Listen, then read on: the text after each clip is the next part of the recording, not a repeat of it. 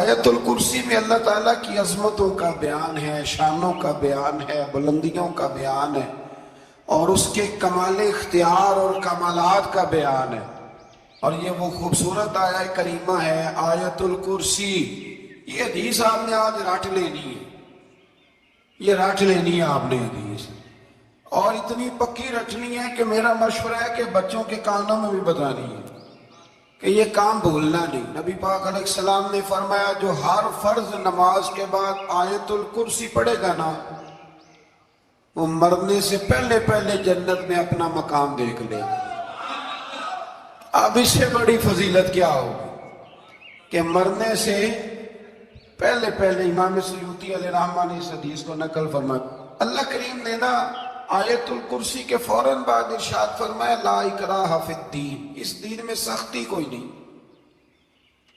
تو یا اللہ پھر کیا ہے؟ وہ جو کافر بڑا اعتراض کرتے ہیں نا کہ دین تلوار سے پھیلا ہے، تو دین ان لوگوں نے فوجوں کے ذریعے پھیلایا ہے، تو اللہ تبارک و تعالیٰ نے تیسرے پارے کی آیت نمبر 256 میں وضاحت فرما دی کہ دین میں کوئی جبر نہیں ہے۔ ہاں ہم نے صورتحال واضح کر دی ہے، حق بیان کر دیا ہے۔ اب جو بندہ انکار کرے گا اس حق کا وہ شیطان کے ساتھ ہے، اور جو ایمان لے آئے گا تو پھر اس نے ایک مضبوط چیز کو پکڑ لیا ہے، اور اس مضبوط چیز کو پکڑا ہے جس نے کبھی کھلنا نہیں ہے۔ فرمایا دین میں کوئی جبر نہیں، سختی نہیں، لیکن نا دل اللہ کے کنٹرول میں ہے نا سارے، تو اللہ اگر چاہے تو سارے کافروں سے کلمہ پڑھوا دے، لیکن رب فرماتا ہے میں تمہیں حق بتاؤں گا، مان لو گے تو جنت ہے، نہ مانو گے تو جہنم ہے۔ اس لیے جبر والی بات کوئی نہیں۔ آگے اللہ تعالیٰ نے نا اسی پارے میں ارشاد فرمایا کہ اے محبوب علم تر الی الذی حاج ابراہیم فی ربہ، یہ بھی ایک انوکھی فطرت ہے انسان کی جس کو اللہ تعالیٰ نے اس پارے میں بیان فرمایا۔ محبوب آپ نے اس شخص کی طرف نہیں دیکھا جو حضرت ابراہیم سے جھگڑا کر رہا تھا ان کے رب کے بارے میں؟ جھگڑا کیوں کر رہا تھا؟ ان آتاہ اللہ الملک، کیونکہ اللہ نے اسے ملک عطا فرمایا، اللہ نے بادشاہی دیا تو وہ اللہ کے معاملے میں جھگڑے کرنے لگ گیا، وہ کہتا ہے میں ہی رب ہوں۔ تو حضرت ابراہیم علیہ السلام نے فرمایا میرا رب تو وہ ہے جو زندہ کرتا اور مارتا ہے۔ تو بیوقوف نے دلیل کیا دی؟ نمرود کہنے لگا میں رب ہوں، تو فرمایا میرا رب وہ ہے جو زندہ کرتا اور مارتا ہے، تو کہتا ہے میں بھی زندہ کرتا ہوں مارتا ہوں۔ دلیل کیا ہے؟ ایک سزائے موت کا قیدی منگایا، اور حضرت ابراہیم علیہ السلام کے سامنے کہنے لگا بھی تمہاری سزا کیا تھی؟ وہ کہنے لگا کل پرسوں پھانسی ہونے والی تھی۔ کہنے لگا جاؤ تم آزاد ہو۔ کہنے لگا دیکھ لو میں نے زندگی دے دی نا، حالانکہ یہ پرسوں مر جاتا۔ اور ایک بے گناہ کو پکڑا، تلوار ماری اور قتل کر دیا۔ کہنے لگا دیکھو میں بھی تو زندگی اور موت دیتا ہوں۔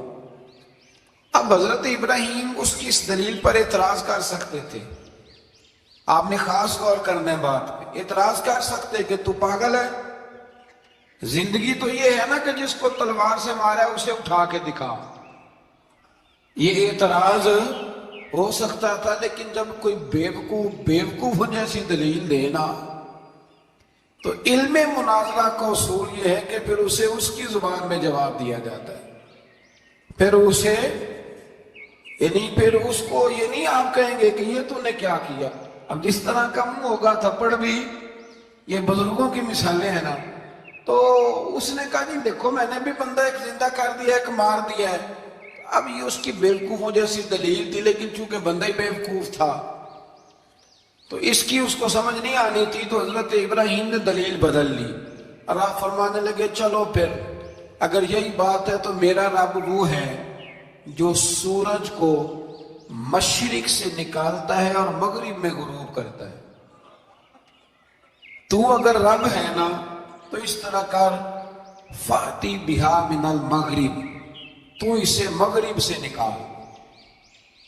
چلیے تو نے زندہ مردہ کر کے دکھا دیا نا، تو اسے تو مغرب سے نکال فبہت الذی کفر، تو کافر پریشان ہو گیا، اس لیے کہ وہاں سے نکال سکتا نہیں تھا۔ تو جب آپ کسی سے گفتگو کرتے ہیں نا تو الجھے نہیں، بات ایسی کریں جس کا کوئی جواب موجود نہ ہو۔ یہاں مفسرین نے ایک بڑی شاندار بات لکھی ہے۔ مفسرین کہتے ہیں کہ اگر وہ یہ کہہ دیتا نا یہاں پہ، کیونکہ بیوقوف تھا نا، کہہ نہیں سکا، اگر کہہ دیتا نا کہ مشرق سے تو میں نکالتا ہوں، تو آپ اپنے رب سے کہیں وہ مغرب سے نکالے، تو مفسرین کہتے ہیں اگر حضرت ابراہیم فرما دیتے نا تو رب کریم نے سورج مغرب سے بھی نکال دینا تھا، لیکن فبہت الذی کفر وہ یہیں پہ نہ رہ گیا۔ اللہ کے بندے ہیں نا، امام اعظم ابو حنیفہ رحمت اللہ علیہ کے سامنے ایک دہری آ گیا، وہ کہتا تھا کہ ساری مخلوق خود بخود بنی ہے، تو امام صاحب نے بھی علم مناظرہ کے ساتھ اس کے ساتھ گفتگو کی۔ وہ کہنے لگا کہ خود بن گیا سارا کچھ، تو امام صاحب کہنے لگے چل چھوڑ، کل بات کریں گے تیرے ساتھ۔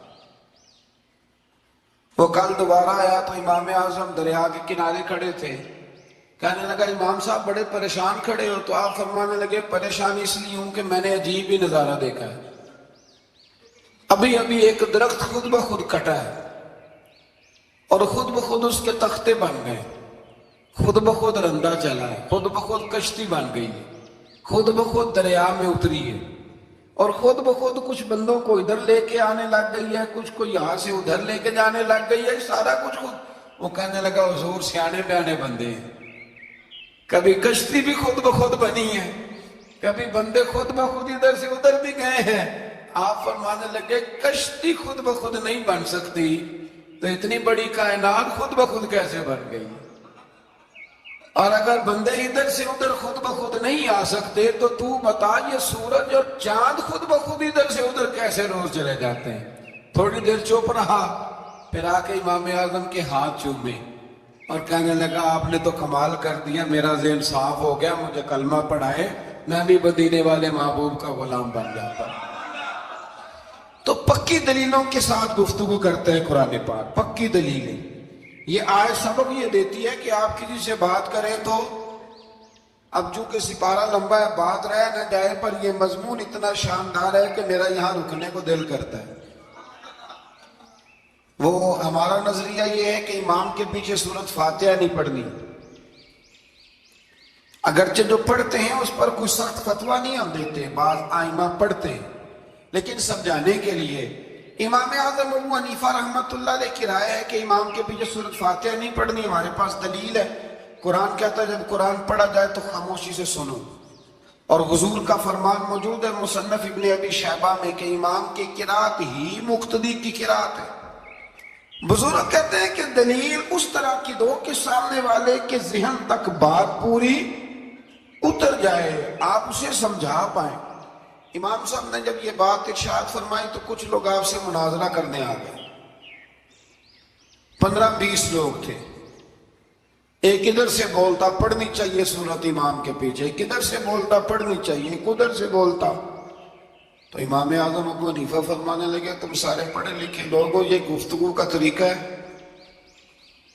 اس طرح بات کرتے ہیں کسی کے سامنے؟ میں اکیلا ہوں اور تم 15 لوگ ہو، کوئی ادھر سے بولتا ہے کوئی ادھر سے بولتا ہے، طریقہ کرو کوئی بات کا۔ وہ چپ کر گئے، کہنے لگے ویسے ٹھیک تو ہے، ہم تو غیر مہذب ہو گئے۔ تو امام صاحب کہنے لگے ایک بندے کو منتخب کرو، وہ میرے سامنے آئے۔ انہوں نے ایک بندہ منتخب کر لیا، وہ کہنے لگا جناب یہ ہمارا نمائندہ ہے، یہ اگر جیت گیا تو ہم سارے جیت گئے، یہ اگر ہار گیا تو ہم سارے۔ امام صاحب کہنے لگے کیوں منتخب کیا؟ کہنے لگے جی سارے بولیں گے تو سمجھ نہیں نہ آئے گی، کوئی کیا کہہ رہا ہے، کوئی کیا کہہ رہا ہے، کوئی کہاں ہے کوئی کہاں ہے۔ تو امام صاحب کہنے لگے میرا بھی مسئلہ یہی ہے، ایک الحمدللہ رب العالمین پہ ہے اور دوسرا صراط الذین انعمت علیہم پہ، تو میں بھی کہہ رہا ہوں کہ جو امام آگے لگا لیا نا اس پر اعتبار کرو، اس پر اعتبار کرو۔ تو دلیل وہ دیں کہ جو دلیل سامنے والے کے ذہن میں اتر جائے۔ چلیں جی تھوڑا آگے چلتے ہیں۔ اللہ کریم نے نا آگے ایک اور مثال بیان کی، یہ جو بہت سارے لوگوں کے دلوں میں خیال آتا ہے نا، قبروں میں جائیں گے، ہڈیاں گل جائیں گی، سڑ جائیں گی، تو کیسے اٹھیں گے؟ 10 من 1 من شعور کے ساتھ، دانائی کے ساتھ میرے نبی کریم علیہ السلام نے نا بڑی دانائی کے ساتھ دین پھیلایا ہے، بڑی حکمت کے ساتھ، بڑی خوبصورتی کے ساتھ حضور نے۔ ایک شخص نے آگے کہا یا رسول اللہ صلی اللہ تعالی علیہ وسلم میں 5 نمازیں نہیں پڑھ سکتا، 2 پڑھوں گا۔ تو صحابہ کہتے ہیں ہمارے دل میں خیال آیا کیسے اجازت ملے گی؟ نماز تو فرض عین ہے، ہر نماز کی ہر رکعت کا ہر سجدہ فرض ہے، اور یہ پوری 3 نمازوں کی چھٹی مانگ رہا ہے۔ لیکن حضور نے حکمت سے دین پھیلایا، دانائی سے۔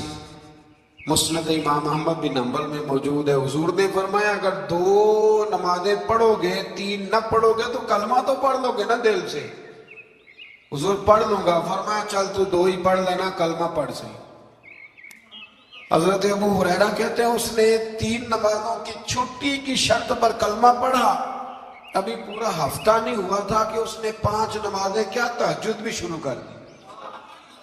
اس شخص نے پھر اشراق اور چاشت بھی پڑھی، وہ ساری رات مصلی پہ بھی بیٹھا۔ لہذا دانائی کے ساتھ گھر بھی آپ کا حکمت سے چلے گا، دانائی سے چلے گا، دکان بھی آپ کی حکمت اور دانائی سے چلے گی۔ تو مسلمان اس کو نہیں کہتے جو جذباتی ہو جائے، جو فٹافٹ مرانے پہ اتر آئے، اس کو کہتے ہیں جو بڑی دانائی کے ساتھ، حکمت کے ساتھ چیزوں کو لے کے آگے بڑھتا ہے۔ پھر اللہ تبارک و تعالیٰ نے نا 5ویں سے 6 رکوع میں سود کی حرمت بیان کی، اور اللہ کریم نے فرمایا کہ یہ جو لوگ کہتے ہیں نا کہ سود بھی تجارت کی طرح ہی ہے، یہ بھی تو کاروبار ہی ہے، فرمایا قیامت کے دن یہ اس طرح کھڑے کیے جائیں گے جس طرح کسی کو شیطان چھو لینا، شیطان چھوتا ہے تو آدمی یوں ہو جاتا ہے جیسے پاگل ہو گیا ہے۔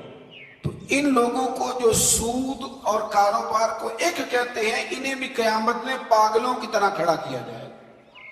اور پھر اللہ تعالیٰ نے حکم دیا، فرمایا سود چھوڑ دو جو باقی رہ گیا ہے، اس سے جان چھڑا لو، اور اگر تم نے ایسا نہ کیا فَإِن لَمْ تَفْعَلُوا، اگر تم نے ایسا نہ کیا فَأْذَنُوا بِحَرْبٍ مِّنَ اللَّهِ وَرَسُولِهِ، پھر اللہ اور اس کے رسول سے جنگ کرنے کے لیے تیار ہو۔ طویل ترین آیت قرآن مجید کی آیت نمبر 282، اس میں اللہ تعالیٰ نے فرمایا جب بھی تم نے لین دین کرنا اسے لکھنا ہے۔ ایک لفظ سے نا مجھے تو کئی دفعہ چڑی ہو جاتی ہے، وہ لفظ ہے کہ مجھے اعتبار ہے۔ میں کہتا ہوں کہ وہ والدین بڑے ظالم ہیں جو کہتے ہیں مجھے جوان بچی اکیلی کالج جاتی ہے تو مجھے اعتبار ہے۔ جوان بچے کو 10-20 ہزار روپیہ جیب میں ڈال کے گلی میں بھیج دیتے ہیں اور کہتے ہیں مجھے اعتبار ہے۔ اسی طرح وہ لوگ بھی بڑے ظلم کرتے جو اپنے بھائی کے ساتھ لین دین کرتے ہیں، تحریر نہیں کرتے اور کہتے ہیں مجھے اعتبار ہے۔ اللہ کو بھی تو اعتبار ہے نا اپنے بندوں پہ۔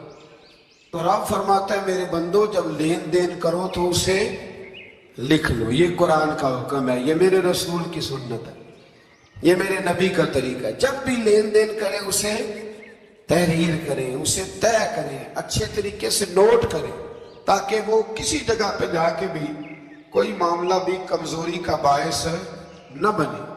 تو اس آیہ کریمہ میں اللہ کریم نے یہ بھی ارشاد فرمایا کہ للہ ما فی السماوات و ما فی الارض، آگے جا کے فرمایا کہ زمین آسمان میں جو کچھ بھی ہے ان سب کا مالک اللہ ہے۔ ہمیں اللہ نے جو کچھ دیا ہے نا وہ استعمال کرنے کے لیے دیا ہے۔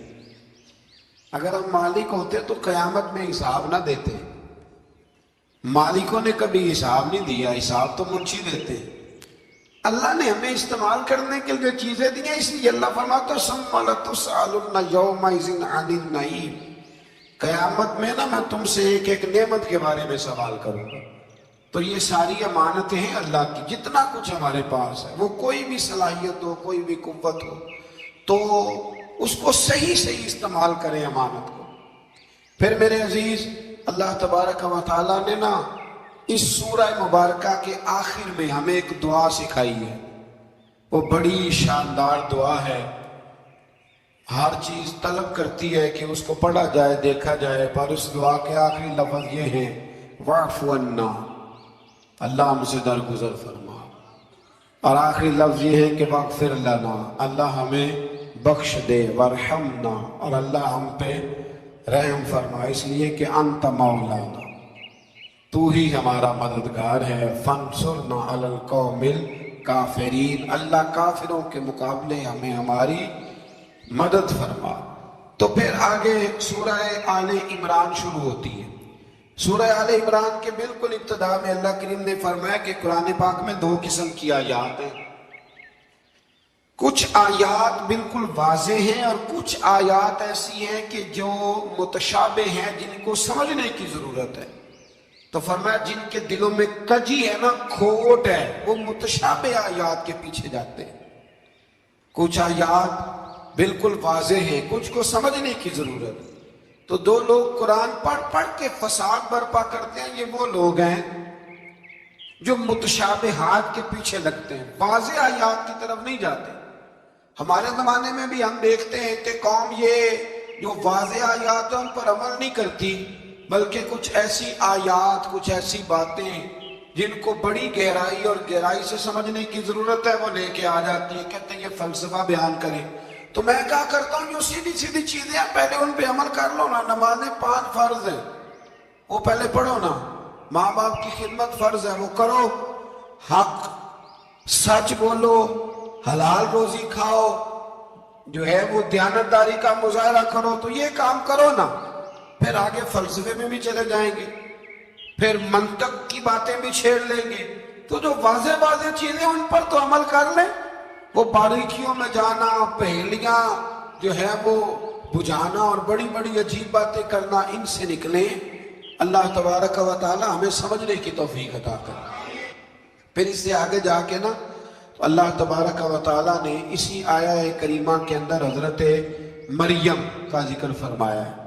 جناب مریم سلام اللہ علیہا اللہ تبارک و تعالی کی وہ پاک باز بندی ہے جن کی ماں نے منت مانگی تھی کہ اللہ اگر تم مجھے بچہ دے گا نا تو میں وہ تیرے رستے میں دے دوں گی۔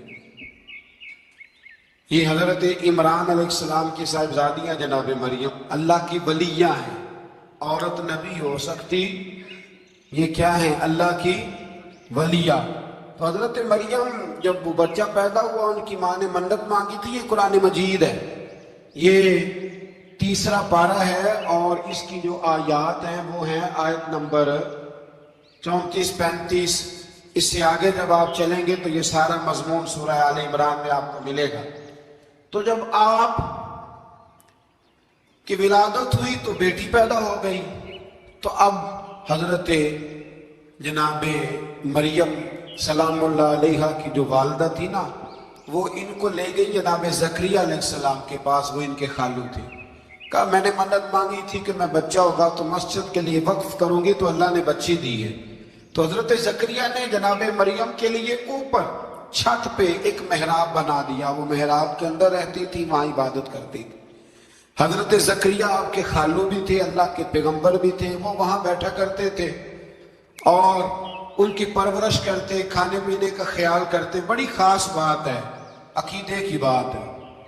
جب سے پہلا سپارہ ہم نے شروع کیا نا تو تھوڑی سی دیر کے بعد وہ عقیدہ آ جاتا ہے جس عقیدے پہ اللہ تعالیٰ نے مجھے اور آپ کو قائم رکھا ہوا ہے۔ ذرا دیکھیں یہاں بھی بات کھول کے کیسے واضح آتی ہے۔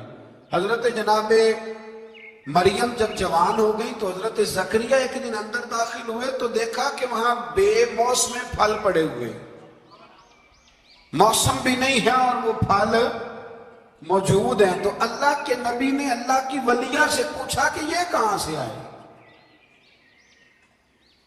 انا لکی ھذا، پوچھنے لگے حضرت زکریا یہ کہاں سے آئے؟ قالت ہوا من عند اللہ، تو حضرت مریم کہنے لگی یہ میرے اللہ کی طرف سے آئے، یہ مجھے اللہ نے دیے ہیں، اور ان اللہ یرزق من یشاء بغیر حساب، اور جب رب کسی کو رزق دیتا ہے تو پھر بغیر حساب و کتاب ہی عطا فرماتا ہے۔ تو حضرت زکریا کے پاس اولاد کوئی نہیں تھی، بوڑھے ہو گئے تھے۔ جب دیکھا نا کہ اللہ کی ولیہ کو اللہ نے بے موسم پھل دے دیے تو خیال آیا کہ میں بھی بوڑھا ہوں، میری بیوی بھی بوڑھی ہے، تو اگر رب اپنی ولیہ کو بے موسم پھل دے سکتا ہے اور دیتا ہے اپنے کرم سے، تو اپنے نبی کو بھی تو بغیر موسم کی اولاد دے ہی سکتا ہے نا۔ اب موسم تو گزر گیا، بڑھاپا آ گیا، لیکن وہاں کھڑے ہو کے حضرت زکریا نے دعا مانگی، رب نے قبول فرمائی، اور حضرت یحییٰ علیہ السلام حضرت زکریا کو عطا فرمائے۔ تو اگر ولیہ کی محراب کے پاس کھڑے ہو کہ اللہ کے نبی دعا مانگے تو رب قبول فرماتا ہے، تو ہم داتا علی اجمیری کے مزار پہ جا کے دعا مانگے تو، ہم غوث اعظم جیلانی کے مزار پہ جا کے دعا مانگے تو، امام شافعی فرماتے ہیں جب بھی کوئی مشکل پیش آتی ہے میں امام اعظم کے مزار پہ جاتا ہوں اور قریبی مسجد میں 2 نفل پڑھ کے ان کے مزار پہ دعا مانگتا ہوں، اللہ میری ہر مشکل کو آسان فرما دیتا ہے۔ تو بھئی یہ تو قرآن مجید کی آیات ہے نا، ان کو تو کھول کے دیکھو نا، کوئی اور معنی اس آیت کا، کوئی اور تفسیر، کوئی اور مفہوم۔ حضرت زکریا اس کے علاوہ بھی تو دعا مانگ سکتے تھے نا، لیکن انہوں نے جناب مریم کے پاس بغیر موسم کے پھل دیکھے تو دعا مانگی، بغیر موسم کے پھل دیکھے، اور یہ بھی اللہ کا فضل ہے کہ ولیہ کے پاس دیکھے تو ولیوں والا مسئلہ حل ہو گیا۔ اگر وہ نبی ہوتی تو لوگوں نے فٹافٹ کہہ دینا یہ تو نبیوں کی بات ہے۔ تو میرے بھائی اگر کسی کو بغیر موسم کا پھل چاہیے تو کسی ولی اللہ کے پاس جائے، کسی اللہ کے نیک بندے کے پاس جائے، رب بے موسم پھل بھی عطا کرتا ہے۔ تو پھر اللہ تبارک و تعالیٰ نے آگے جا کے نہیں آیات میں ارشاد فرمایا کہ ہم نے جناب مریم کو بغیر شادی کے بیٹا بھی عطا کیا، اور بیٹا بھی وہ عطا کیا کہ جو اللہ کے نبی ہیں، اور بیٹا بھی وہ دیا جنہوں نے پنگھوڑے میں باتیں کرنی شروع کر۔ یہ میری خواہش ہے کہ یہ آیتیں آپ نے ضرور پڑھنی ہے، یہ آیت نمبر 39 اور 40، انہی پر میں بھی بات ختم کر رہا ہوں۔ حضرت عیسیٰ کی شان رب کریم نے بیان فرمائی، یہ اللہ کا قرآن ہے، یہ اللہ کا قرآن ہے۔ ان کی شان کیا ہے کہ حضرت عیسیٰ علیہ السلام فرماتے ہیں کہ میں نا مٹی کی مورت بناتا ہوں، پھر اس میں پھونک مارتا ہوں، مٹی کا پرندہ بنا کے اس میں پھونک مارتا ہوں، میں پھونک حضرت عیسیٰ مارتے ہیں، اور جناب عیسیٰ کہتے ہیں وہ اللہ کے حکم سے اڑنا شروع کر دیتا ہے۔ پھونک کس نے ماری، اڑایا کس نے؟ وہ اتنی سی بات ہے، اس کو سمجھ لیں۔ حضرت عیسیٰ کہتے ہیں میں مٹی کی مورت بنا کے اس میں پھونک مارتا ہوں تو اللہ کے حکم سے زندہ ہو جاتی ہے، اڑنے لگتی ہے۔ حضرت عیسیٰ فرماتے ہیں میں تندرست کرتا ہوں مادرزاد اندھوں کو، لا علاج کوڑوں کو، اور میں مردے بھی زندہ کرتا ہوں، کرتا اللہ کی اجازت کے ساتھ۔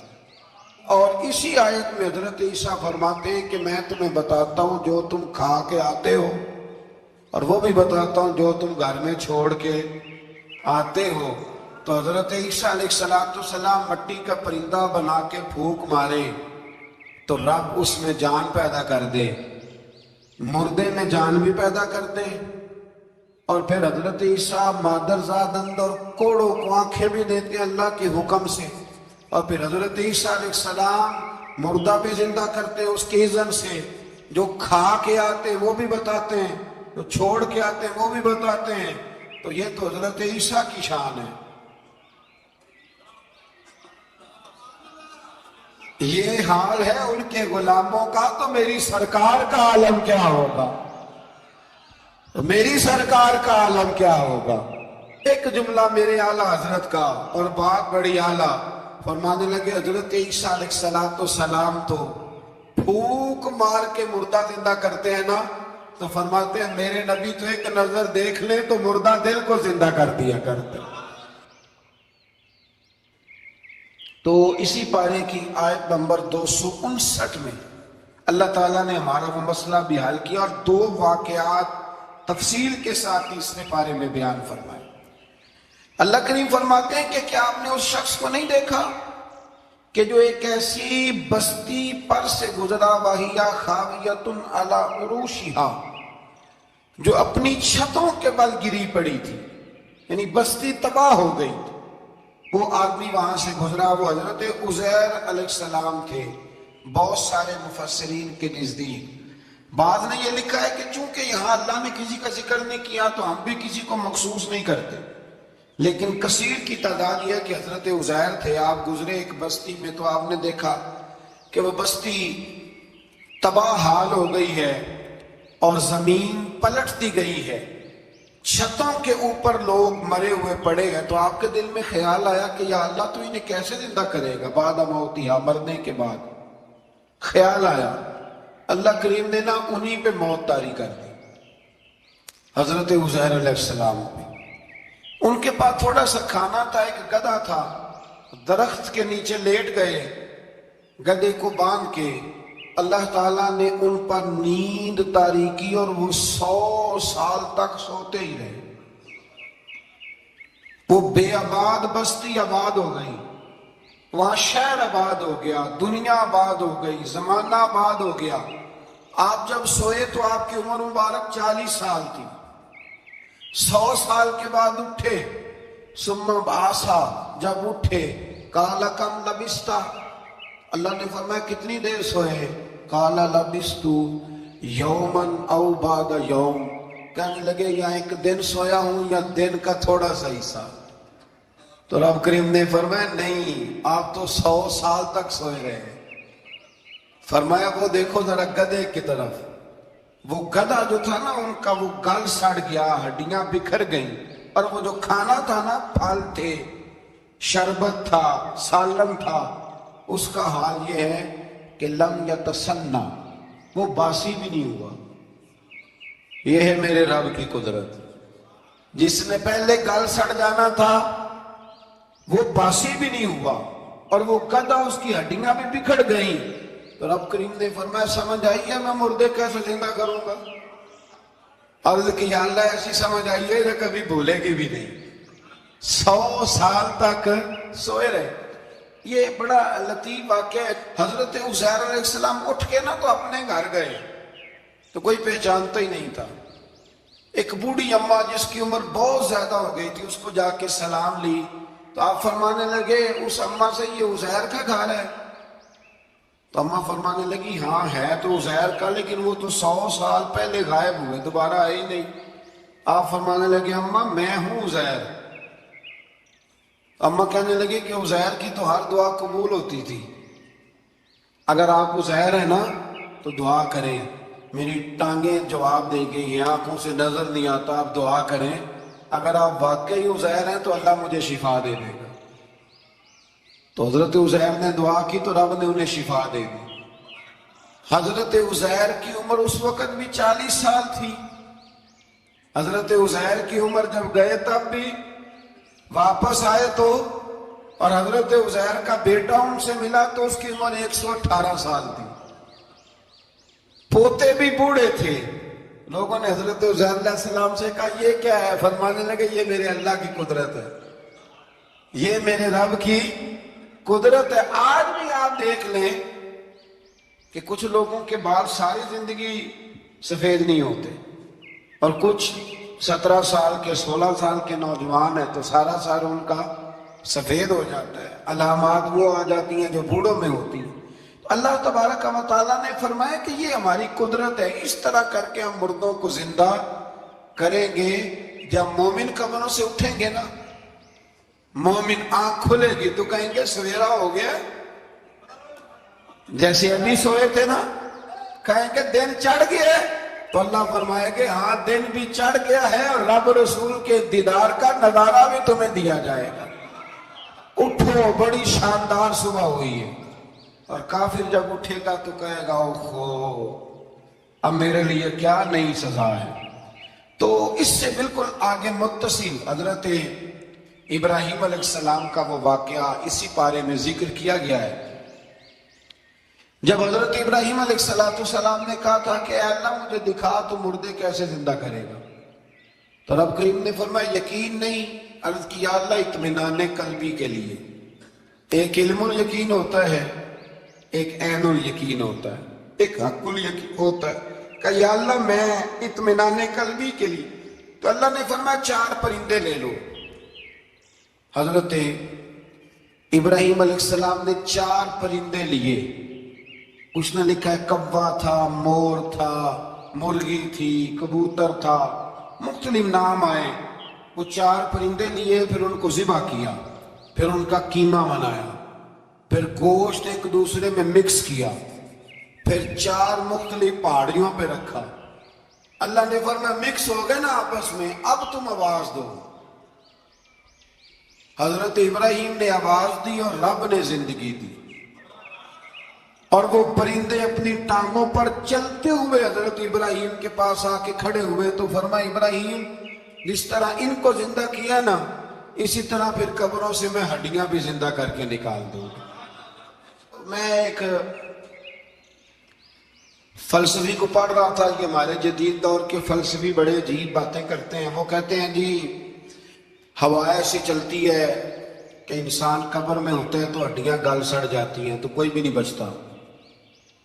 और फिर आप कहते हैं कि कुछ को अजाब होता है, कुछ को सवाब होता है। तो कब्र के अंदर जब मुर्दे चले गए तो आप ये भी कहते हैं बाद लोग के एक कब्र से 70 उठेंगे तो एक को अजाब हो रहा है, एक को सवाब हो रहा है। ये क्या माजरा है?